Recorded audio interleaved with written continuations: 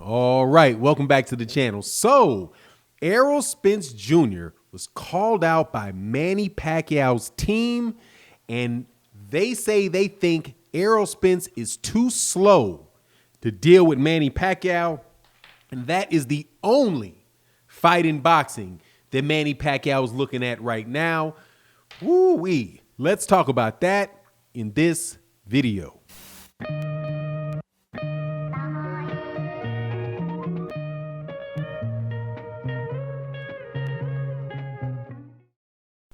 All right, welcome back to the channel. So, Manny Pacquiao, one of the greatest fighters in the world, the WBA welterweight champion, a guy that a lot of people want to fight. Errol Spence Jr. wants to fight. Terrence Crawford wants to get a piece of him. Whole bunch of people want to get a piece of Manny Pacquiao, and it didn't seem to me like Manny Pacquiao was really trying to give these dudes any, opportunity, to get on by fighting a legend like that and being able to beat him. But it seems as if the team of Manny Pacquiao has a little bit more courage than I thought that they did, because I'm reading my the stuff that comes by me, and it says that they think that they can make the Errol Spence Jr. fight, and they believe Errol Spence Jr. is too slow to beat him. Now, do I believe that? No, I do not. No, do I believe that? Okay. What I believe is that money is getting tight out in these streets. That's what I think. This COVID got everything locked up, dog. Ain't no money going there. Ain't no money going here. Ain't nothing going anywhere. So with nothing going anywhere, with all the borders cut off and all of that stuff going on, how are you supposed to make any money, right? So boxing, is paid for by people that bring their money to either buying pay-per-views, or they buy the tickets to the, what do you call them? The stadiums. They don't even do that anymore, really. It seems like pay-per-view, just charging charging people that can afford it a whole bunch of money for fights is the way that they're going to do it. So since they're going to pay for everything, it seems like that's the way boxing goes, either through the corporations and the people that own the corporations, or the people, that actually pay their own money for the pay-per-views. It seems as like, with all this COVID stuff going on, the networks may not be willing to, foot the bill anymore.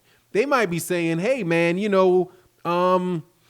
look, Top Rank, look, PBC, if you guys don't make this fight, I don't know if we're going to continue to renew your contracts, right? See, because that's the way it works. People look at analytics and they say, hey, man, for my money, what am I getting for my money, right? That's the return on investment. What am I getting for the money that I'm investing in you, whether it's a pay-per-view or whether it's a network or whatever. But it doesn't seem like the people in boxing want to actually give the investors their money's worth. What they want to do is they want to sit there and tell the investors who the investors should want to see, right? So take me, for example. I pay a lot of money for boxing. I pay money to the Zone. I pay money every year to Top Rank. I pay money every year to the PBC. I pay a lot of money to Disney. I pay a lot of money to a lot of people.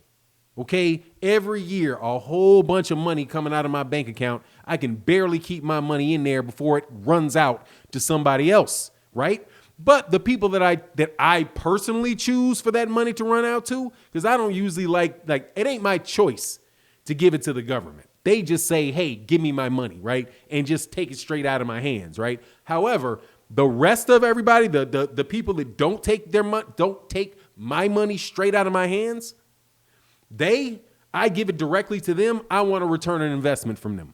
Okay, if I pay $75 for a boxing match, I want to see something that looks great. Okay, and this type of fight seems like that. Errol Spence Jr. versus Manny Pacquiao, the Philippines, this legendary champion, this kid right up the street from me, in a big old stadium that I can just get in my car and drive up to and see fight. Do you know how pleasant that feeling that would be for me as somebody that pays money, my own money, to see sports, to be able to drive to Dallas, get a nice hotel, and watch a major fight like that? Who knows, when COVID is over, there might actually be a full 100,000, 120,000 people in there, man. Now, I would be in like a booth or something, but still, you get my point. It's like, why don't people want to make these fights? It just seems like ever since Bob Arum and these guys took over the sport of boxing, that they stopped making mega fights that people want to go to, and they just started relying on taking the money from the networks, right? Like, why should we go out and sell all these tickets and get people to actually want to fight, see the fighters that we want to see fight, right? Like, why? I did actually like on my Fanon fantasy fights. Dude, one of the best Fanon fantasy fights that I've done to date is the Richard Hitchens, Robert Easter Jr. Fight. And that's nobody would be asking for that fight or talking about that fight if I wasn't out there begging people to make the fights. You know what I mean? So I'm excited by Manny Pacquiao saying this. I'm hoping that Manny Pacquiao's telling the truth and he'll man up. You know, I don't mean to be insulting to the senator, but whatever. Dog, you got the WBA, give it up. Fight or give it up. Fight or give it up. You know what I'm saying? Same thing with Canelo at 160 in that WBA belt. Fight or give it up. Fight or give it up. You know what I mean? We should just get rid of this. Let me tell you why I think it's so important for Errol Spence Jr. to fight Manny Pacquiao. And in fact, what I'd like to see, since I also heard that Terrence Crawford, you know, Sean Porter's calling out Terrence Crawford. Mikey Garcia said he'd be interested in the Terrence Crawford fight. Why can't we as boxing fans in the year 2020 and the year 2021 be able to sit down, enjoy ourselves in a chair, and just look at these great fighters fight back to back to back to back? What would be wrong with that? You know how much more fun boxing would be if you could do that versus waiting every blue moon to get a really good fight that you want to see. You know what I mean? But that's just the power those are the powers that be in boxing, which is why, if I could order the Manny Pacquiao fight, like the WBC or all of them, like we could get rid of all those sanctioning bodies, right? All of those organizations, just blow them off the map, right? Blow them all up, get them away, right? Then what do we have? All we have is a bunch of good fighters and a ring with some fair refs so we can enjoy a fight, man. And if it's a real fight and you think you know who won, that would be great. But that's not what we get, right? That's not what we get. We get these fights where we know there's almost a it's like almost playing the numbers or something. You know what I mean? Like somebody's like out there. You know how numbers used to work? My granddad used to be a numbers runner, not a numbers runner, but they used to work like with numbers back in the day. Don King is a numbers runner, right? Was a numbers runner. So it's like, dude, what are you just like trying to gamble off the score or something like that? Like, oh, it's 10-8. What is this? It's like the scoring doesn't make any sense. The matchups don't make any sense. And we just need to do something different in boxing, man, because I have very little faith that this fight with Manny Pacquiao and Terrence and Errol Spence Jr. is going to happen.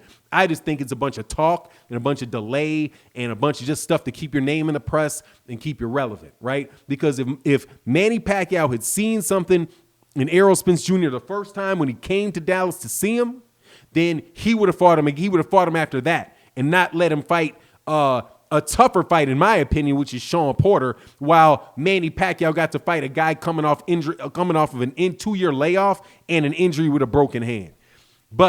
And I said it when it happened. I was like, yeah, okay, I like Manny Pacquiao. I think Manny Pacquiao was a courageous guy, but nah, man, I don't even believe this. Now, they're saying that he's even saying that it's because Errol Spence Jr. is too slow. Like, on what planet is Errol Spence Jr. slow? Errol Spence Jr. is much faster than you.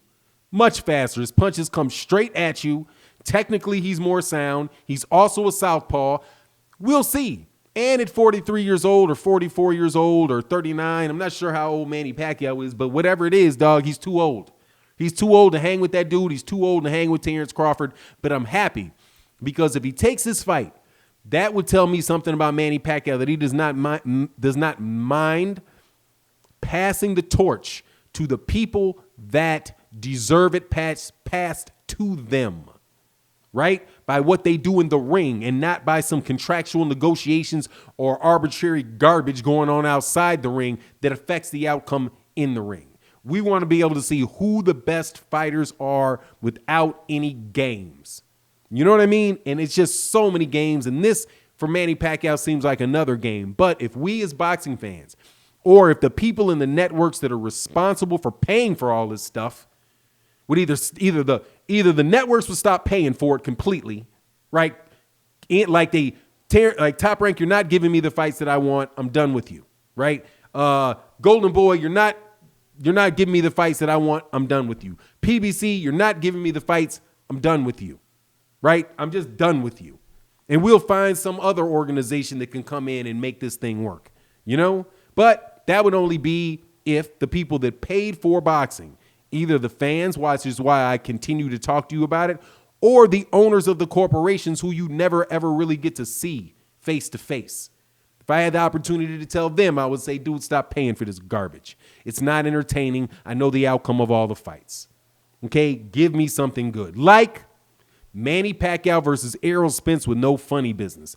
Like Terrence Crawford with Sean Porter with no funny business. Just straight up and down. No, you don't have to worry about somebody, Shockey Foster, catching a glove. Like, ooh, I caught it.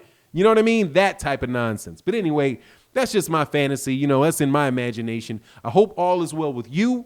Let me know what you think in the comment section, because I truly do appreciate your insight and your support for the channel. Thank you very much. And with that, I'm out. Peace.